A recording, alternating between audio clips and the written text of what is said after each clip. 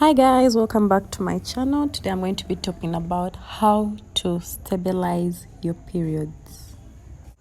So let me first talk about people whose periods are unstable. The causes of periods being unstable vary from individual to individual. Some people experience it because they are stressed. So for many people, if stress sets in, their hormones will just get disorganized and they just start having unstable periods. However, some other people, it is due to hormonal imbalances because maybe they are still a bit younger, because we are seeing many adolescents or people below 22 years having unstable periods. So if someone walks into the clinic and they're a bit young, maybe their hormones have not yet stabilized, and you don't have to stress that child to get their periods stable. The other group of people are those that have unreliable diets, or their nutritional intake is so unreliable and they're not consistent in whatever they eat. Today you eat junk, the following day you eat chips, the other day you eat chapati, you eat rice, you eat, I don't know, but you're not consistent with a good balance of nutrients in your body. So you might experience unstable periods because of that. Then the other people who experience it, those that are on any type of contraceptives. So we know contraceptives just fight our hormonal levels in the body. So if you're putting an external hormone unstabilizer or destabilizer, it will destabilize your hormones, and sometimes it leads to your periods being so irregular, or sometimes just irregular. So you're going to stabilize your periods by taking these smoothies at home. You can buy everything from the market, and most markets have these things. So basically what you need is to make either green juice or a red juice, or call them smoothies. When you call them juices, most time you have sieved out the fiber. But now we are going to take everything that is on the fruit and is in the fruit. So the major thing in the red juice, we have beetroot, we put ginger, we put apples, we put cucumber. Sometimes if you want, you can put some avocado, but I usually put it in the green one. I don't put it in the red juice.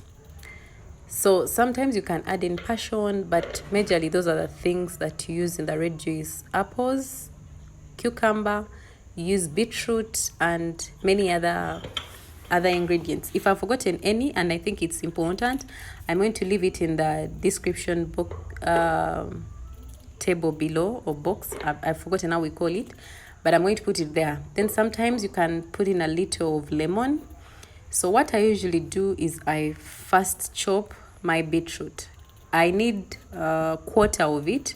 Like if you have a beetroot that is the size of your palm, usually you only need a quarter of it.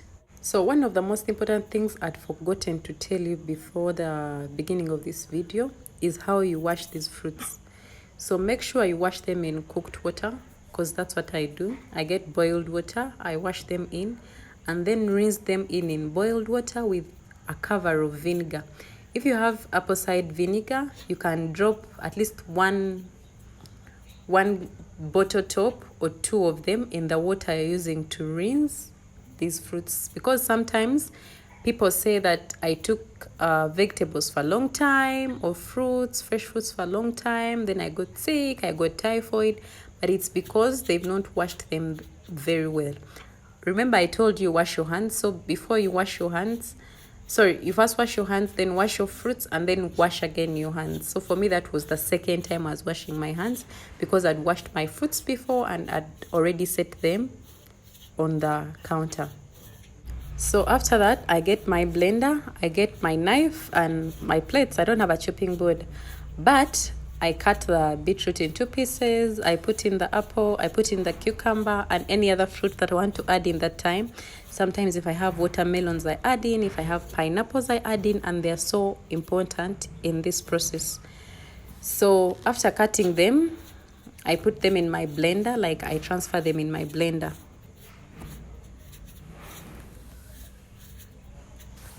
So as you see, for me, I first cut beetroot, then 2 apples, Then after that, I cut the cucumber. So if your blender is not that strong, I would advise you to first chop your ginger, or even first crush it or smash it on the side. Then you're noticing that I am peeling off the cover of the cucumber. That's how I usually do it, but if you feel comfortable with blending the top of it in the smoothie, then it's totally okay.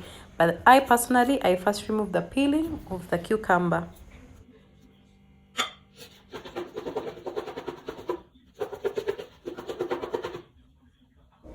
So after that, I transfer my fruits into the blender. After transferring them into the blender, I plug it in power, then connect it, cover it. But before I cover it, I add some water. Because these fruits tend to be hard and they don't have any juices with them, you add some little amount of water. Usually I add 100 to 200 mils because my smoothie bottle is around 700. So usually the rest of the, I don't know, should I call it substance, comes from the fruits. So I add very little water, like usually 100 mils is enough. So 100 to 200 mils. If you want it thick like me, 100. If you want it a bit more watery, but not too watery, maximum it should be at 200 if you want to make a smoothie. So at this moment, I add some ginger. So now I'm going to blend.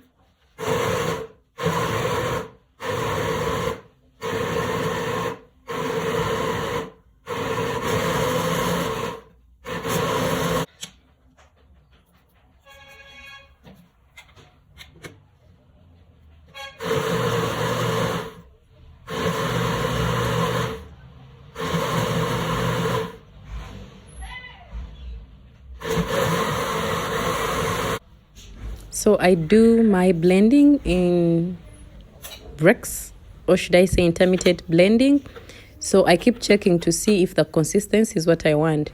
If it's not yet consistent as I want it to be, then I just cover it and blend again until it is smooth enough and it's well blended.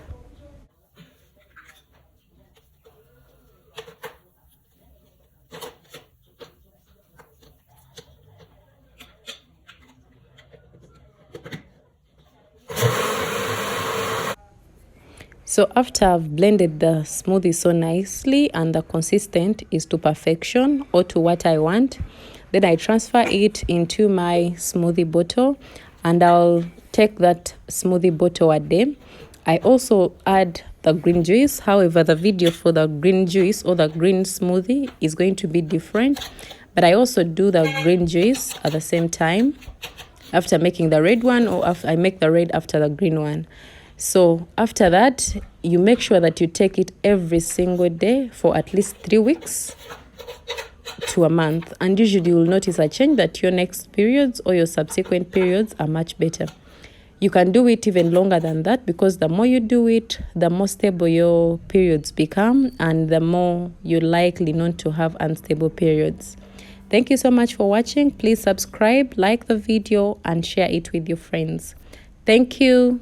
Bye-bye. See you next time.